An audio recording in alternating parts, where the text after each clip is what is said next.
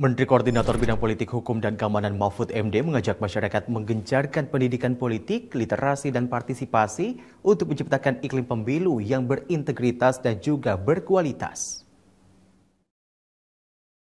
Dalam sambutannya, di Forum Koordinasi Sentra Penegakan Hukum Terpadu di Makassar, Sulawesi Selatan pada Kamis 13 Juli 2023, Menko Polhukam Mahfud MD mengatakan, masyarakat harus berperan aktif memilih calon pemimpin dalam pesta demokrasi yang akan berlangsung 2024 mendatang. Tapi kalau demokrasi harus ada pemilu. Pemilu yang dilakukan secara berkala. Untuk apa? Pertama, pemilu itu untuk mewujudkan demokrasi. Bahwa segala sesuatu termasuk pemimpin dan wakil-wakil rakyat itu dipilih oleh rakyat sendiri. Bukan ditunjuk, dipilih oleh rakyat sendiri. Yang kedua, untuk melanjutkan sirkulasi kekuasaan. Di dalam negara demokrasi itu sirkulasi kekuasaan selalu terjadi. Ke samping, ke bawah, di internal institusi, itu selalu terjadi sirkulasi kekuasaan. Kalau di negara monarki, apalagi yang sangat kental dengan nepotisme, itu tidak ada sirkulasi kekuasaan. Seumpama ada sesuatu kekuasaan pun harus diganti, ya ditentukan sendiri. Kalau ada orang lain ingin kekuasaan, itu bisa ditreatment, bisa ditindak. Kalau di dalam demokrasi tidak harus ada sirkulasi kekuasaan.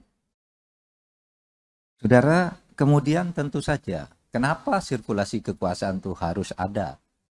Karena di dalam negara demokrasi itu, negara ini harus berlangsung. Tidak boleh terjadi kekosongan kekuasaan. Itu yang penting.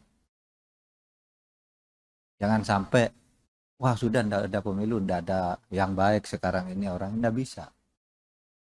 Kalau demokrasi harus dicari yang baik. Kalau tidak ada yang baik betul, cari yang terbaik dari yang sama-sama kurang baik.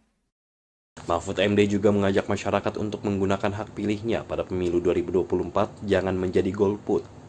Menurut Mahfud MD, pemilu harus berlandaskan pada nilai-nilai Pancasila, serta harus langsung umum, bebas, dan rahasia atau luber. Di Torosito, Garuda TV melaporkan. Keinformasi selanjutnya, pemirsa, Korps Marinir TNI Angkatan Laut menutup perhelatan tahunan Pacific Amphibious Leader Symposium 2023 pada Kamis 13 Juli. Penutupan Pacific Amphibious Leader Symposium ditandai dengan sambutan penutup dari Komandan Korps Marinir TNI Angkatan Laut dan Komandan Korps Marinir Amerika Serikat. Pertemuan Pacific Amphibious Leader Symposium tahun 2023 resmi ditutup pada Kamis 13 Juli. Penutupan Pacific Amphibious Leader Symposium 2023 ditandai dengan closing remarks atau sambutan penutup dari Komandan Korps Marinir Majen TNI Nur Alamsyah dan Komandan Pasukan Korps Marinir Amerika Serikat serta Pasifik, Letnan Jenderal William Journey, yang dilanjutkan dengan pemukulan gong.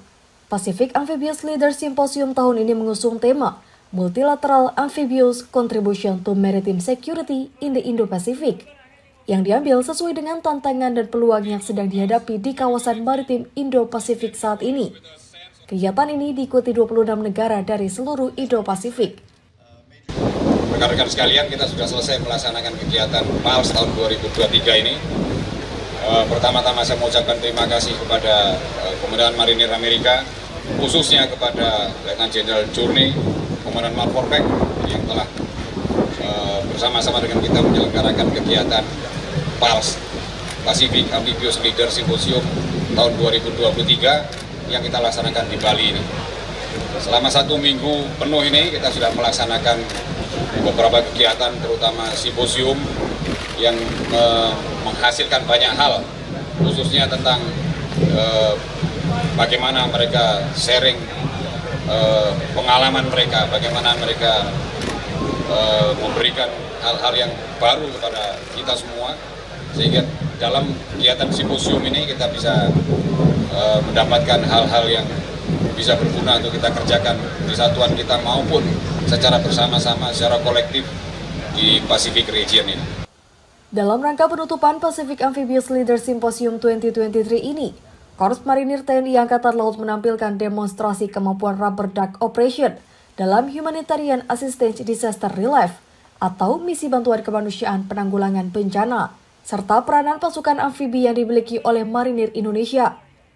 Rubber Duck Operation kali ini bertujuan memproyeksikan kekuatan dari laut ke darat dengan menggunakan sarana perahu karet yang diangkut menggunakan pesawat. Dalam rangka penanggulangan bencana pada tahap awal, Dito Rasito, Garuda TV melaporkan.